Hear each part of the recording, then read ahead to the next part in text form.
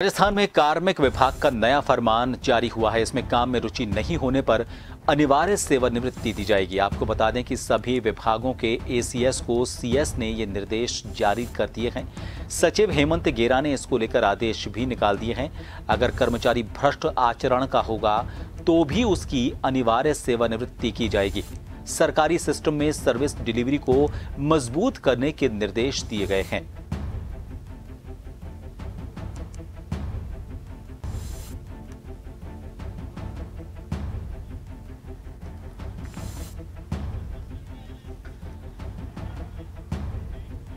और इस खबर पर ज्यादा जानकारी लेंगे। हमारे साथ जयपुर से हमारे वरिष्ठ सहयोगी दशरथ सिंह इस वक्त फोन लाइन पर बने हुए हैं। दशरथ, जाहिर तौर पर आम लोगों का ये मानना है कि इस तरह का आदेश निकलना चाहिए ताकि उनके काम जो हैं वो ईमानदारी से सरकारी अधिकारी और कर्मचारी करें। ये जो आदेश निकाला गया है, एक तो इसके बारे में जानना चाहेंगे कि उसकी लिमिट क्या मानी जाए, कैसी क्या कोई लिमिट तय की गई है कि कितना भ्रष्ट आचरण या कितने उसको पहले नोटिस मिल चुके हैं, उस क्या क्राइटेरिया उसका तय किया गया है जिसे इस श्रेणी में लिया जाएगा कि अब इसे अनिवार्य सेवानिवृत्ति दी जानी चाहिए? देखिए प्रभात, दो बड़े मसले से सामने आते हैं। एक तो कई जो कर्मचारी अधिकारी होते हैं वो छुट्टी लेकर चले जाते हैं। जब उनको मनचाहे पोस्टिंग नहीं मिलती या मनचाहे जगह उनको बैठाया नहीं जाता तब वो छुट्टी लेकर चले जाते हैं। बार बार उनको जब नोटिस दिए जाते हैं उनके बाद भी वो ज्वाइन नहीं करते। तो उसके बाद विभाग के सामने समस्या आती है कि उस जो सीट है या जो कुर्सी है उस पर किसको वो बिठाए। तो एक गफलत की समस्या रहती है और कई जगहों पर ये स्थिति देखने को आती है कि पद होते हुए भी वहाँ रिक्त पद होता है, व्यक्ति नहीं बैठता, अधिकारी कर्मचारी नहीं बैठते। उनके ऊपर क्या कार्रवाई की जाए? तो ये एक नया ऑर्डर जो आया है इसमें एक तो ये फॉर्मूला तय किया गया है कि किसी कर्मचारी की अरुचि है, यानी कि वो काम नहीं करना चाहता, बार बार वो छुट्टियां लेता है या फिर बिना किसी ठोस वजह के वो ऑफिस नहीं पहुंच रहा, ज्वाइन नहीं कर रहा, तो उसको अनिवार्य सेवानिवृत्ति दे दी जाए।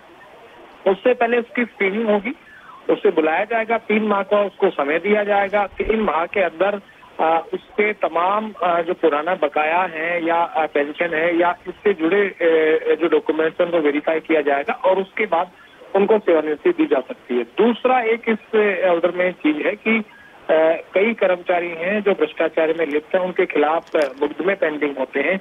हालांकि उनका ट्रायल नहीं होता, मुकदमे पेंडिंग होते हैं और उनका कोई डिसीजन कह सकते हैं कोर्ट का लास्ट नहीं आता। तो ऐसे में उन कर्मचारियों को कैसे विभाग से हटाया जाए जिनके खिलाफ लगातार शिकायतें हैं या कोर्ट में उनमें मुकदमे चल रहे हैं, इसी के मद्देनजर उनको अनिवार्य सेवानिवृत्ति दी जा सकती है।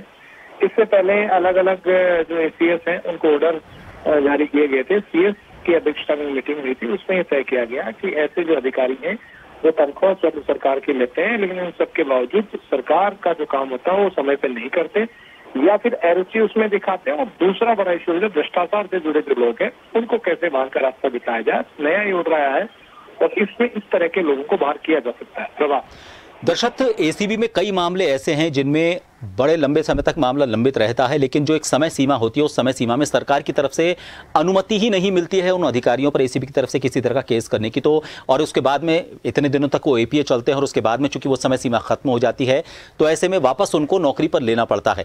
जहां एक तरफ सरकार खुद अनुमति नहीं देती है, वहीं भ्रष्टाचरण को लेकर एक नया आदेश दिया गया है। इसको किस तरह से, क्योंकि दोनों कॉन्ट्राडिक्टरी हो रही हैं, अगर भ्रष्टाचरण को लेकर सरकार का इतना ही सख्त रवैया है तो अनुमति भी तुरंत दी जानी चाहिए। तो क्या यह माना जाए कि एसीबी के अब जो ऐसे मामले होंगे उनको लंबित नहीं छोड़ा जाएगा, उनमें केस करने को लेकर सरकार की तरफ से तुरंत अनुमति दे दी जाएगी, पेंडिंग नहीं छोड़ा जाएगा?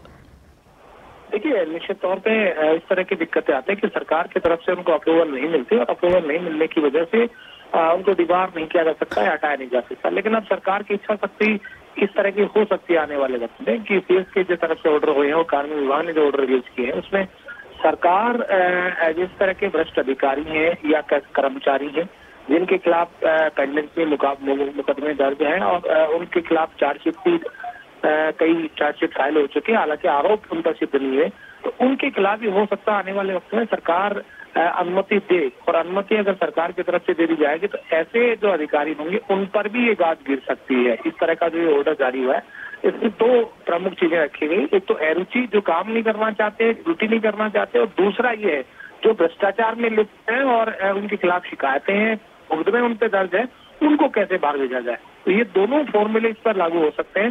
सरकार की इच्छा शक्ति हो सकता है आने वाले वक्त में इस तरह की हो कि भ्रष्ट जो अधिकारी हैं उनके लिए सरकार अनुमति दे दे। प्रभात दर्शक, एक आखिरी सवाल, देखिए जब भी कोई अच्छा काम किया जाता है तो उसमें कोई ना कोई एक ऐसा लैकुना होता है जिसका जो व्यक्ति होता है वो फायदा उठाने की कोशिश कर सकता है। ऐसा मामला भी हो सकता है कि कोई किसी अधिकारी पर सरकार उसे अनिवार्य सेवानिवृत्ति को लेकर उस पर एक्शन ले और ऐसे में वो ये अपनी तरफ से सफाई दे कि चूंकि मैं नेताओं के बोलने पर काम नहीं कर रहा हूं, फलाने नेता ने मेरे साथ ऐसा किया और उसकी बात मैंने नहीं मानी, इस वजह से मुझे जबरदस्ती अनिवार्य सेवानिवृत्ति दी जा रही है। तो इस लैकुना को पाटने के लिए भी क्या कोई इसमें क्लॉज रखा गया? वरना हो सकता है कि आने वाले दिनों में इसको एक सियासी मोड़ देने के लिए कोई भी अधिकारी कर्मचारी इस बात का बहाना ले ले।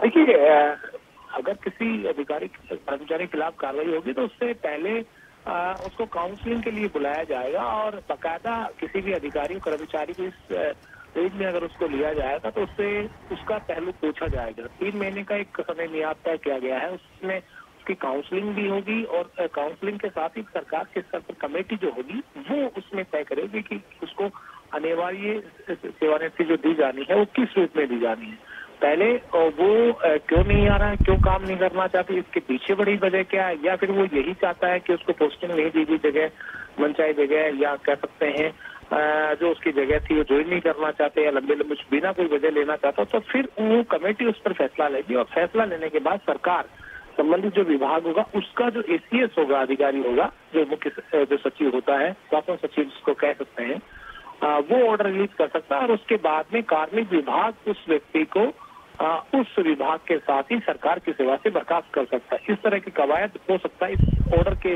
जरिए आने वाले दिनों में सरकार अपनाए। भारत जी, बहुत बहुत शुक्रिया दर्शक तमाम जानकारी के लिए। तो कार्मिक विभाग की तरफ से आदेश भी जारी कर दिए गए हैं। 3 महीने का एक समय इसमें रखा गया है शिकायत आने के बाद, ताकि उस दरमियान जो काउंसलिंग है, अब टेक्निकली किस तरह से काउंसलिंग की जाएगी और अगर काउंसलिंग में किसी तरह का कोई सुधार उनमें नज़र नहीं आता है तो इस पर फिर एक्शन लेना, उनकी जितने भी सेवानिवृत्ति लाभ हैं उन सभी को तुरंत उनका आकलन कर तुरंत उनको 3 महीने के बाद काउंसलिंग के बाद उन्हें सेवानिवृत्ति दे दी जाए। भ्रष्ट आचरण वाले, कई दिनों तक अपने काम से बचकर छुट्टियां लेने वाले और सपोर्ट नहीं करने वाले सिस्टम को, ऐसे लोगों को अनिवार्य सेवानिवृत्ति देने के लिए ये विशेष आदेश दिए गए हैं और इनकी पालना को लेकर भी CS की तरफ से ACS को, जो अलग अलग विभागों के ACS हैं, उन सभी को निर्देश जारी कर दिए गए हैं।